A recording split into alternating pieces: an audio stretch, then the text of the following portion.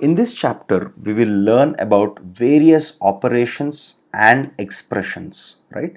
So this is a very important topic where we learn about operations on integers, operations on floating point values, and some logical operators, right? We learn a lot of these related topics in this chapter.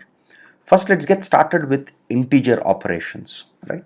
And what are all the valid expressions for on integers, right? So let's go one by one. So if you look at this, so I've tried to write programs for each of them, for each of these things, so that you have a better appreciation. I'll also share this code with you. I'll also give you links under the video here in the description section, wherein you'll get the link to the video, and so the link to the code, where if you just click on it, you'll get the code and you can modify this code and play around and experiment, right? So having said that, let's get into this code itself, right?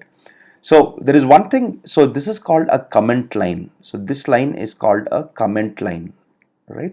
So you can write, so whatever you write in this line, so front slash star, this should be the starting and this should be the ending, okay? And you can write this in a single line, or whatever you write here, this will be ignored by the compiler, okay? This is something that we write for our own clarification. Suppose you write some code and someone else reads the code. If you want others to understand what you have written, instead of them going through the logical code itself, if you write something in English, right, it's much more easy for others to read your code. So this is a comment line. You can write this, you can use this front slash star like structure with this. This is the starting of the comment and this is the ending of the comment.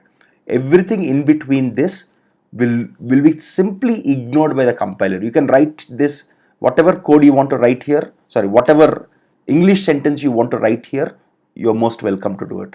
You can write this in one line, or even you can write this in multiple lines.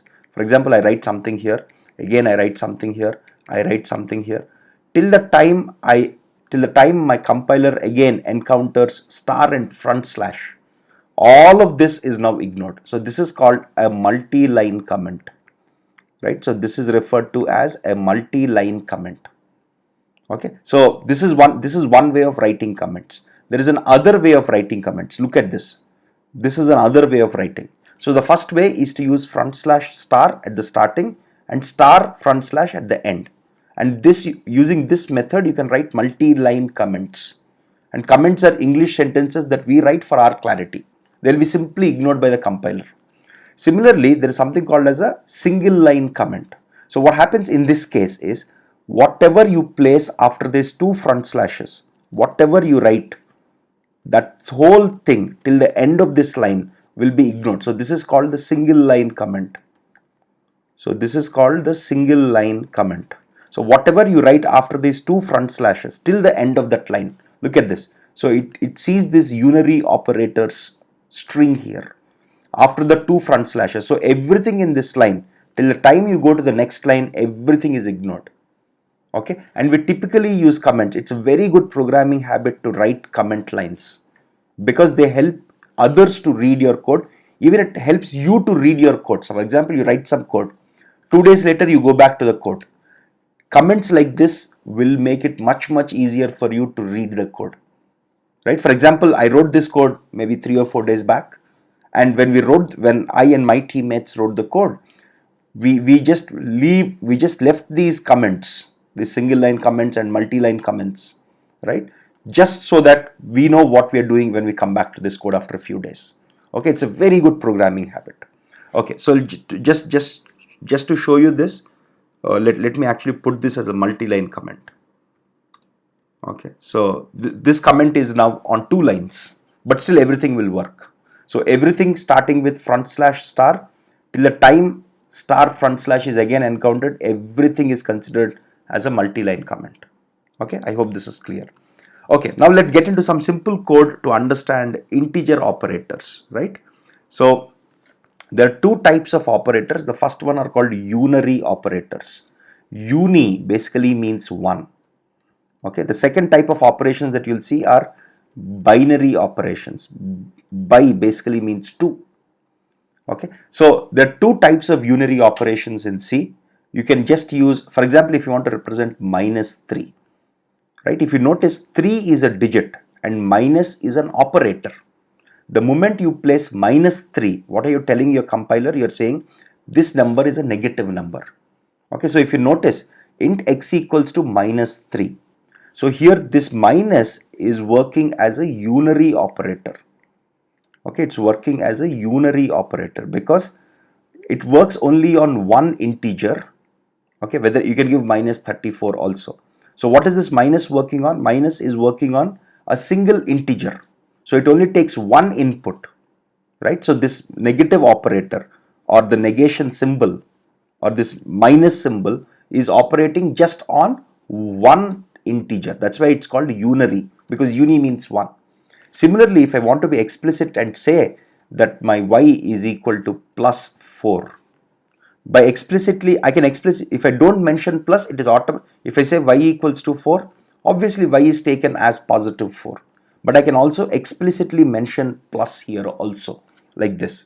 So in this case also, plus is a unary operator because it is operating on a single integer. Okay. Now if I print this, suppose if I print this, so int x equals to minus 3, y equals to plus 4.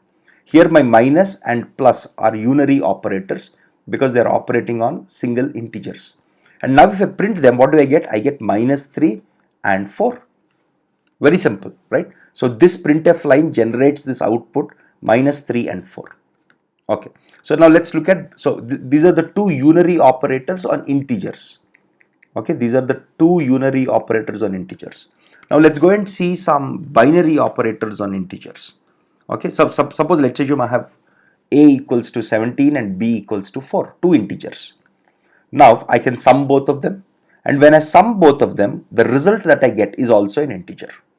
Okay, so just look at this. So I can sum both of them using the binary operator plus. I can find the difference, or I can subtract one number from other using the minus symbol. I can multiply using the star symbol. I can divide using the front slash symbol. Right? I'll tell you about the division operator itself. Just wait for a second. There is a small twist with it. And then we have seen that the percentage symbol is the modulo operator. And the modulo operator, as we have seen earlier in the basics videos, it returns us the remainder when a is divided by b. For example, let's go through each of these. So I have a equals to 17 and I have b equals to 4. So the sum, it prints 21. Very nice. Look at this. This printf actually generated this line. So 17 minus 4, 13. Perfectly all right. 17 into 4, a into b, 68. Very nice. Now what is 17 by 4? 17 by 4 is 4.25, right? If you give me 17 by 4, what is it? It is 4.25. But if you notice, what is it printing here? Look at the quotient that it's printing here. It's only printing 4 because a is an integer. Look at this. A is an integer and b is also an integer. Because you're dividing one integer by other integer, the result that you get is also integer. So instead of returning 4.25, it will only return 4. Because 4.25 is a float. Because you're dividing an int by an int, you'll get an int here. We'll see how to get a float in the next video when we learn about floating point operators. Okay, for now the important thing is, if you have an int as 17 and if you have another int as 4, if you divide both of them, you get 4 and not 4.25. Okay, so the quotient that you get here is 4 and not 4.25. This is a very important property of division of integers, right? This wouldn't happen if a or b or both a and b are floats. We'll see that example later. Okay, the remainder is very simple. If I divide 17 by 4, 4 fours are 16, so the remainder is 1. So in other words, 17 modulo 4 is equal to 1. Right? Very simple code. Very simple code. So these are all the binary operators that are allowed on integers. So plus, minus, multiplication, division and modulo. Okay. So these are the 5 operators, 5 binary operators on integers, and you have 2 unary operators also on integers.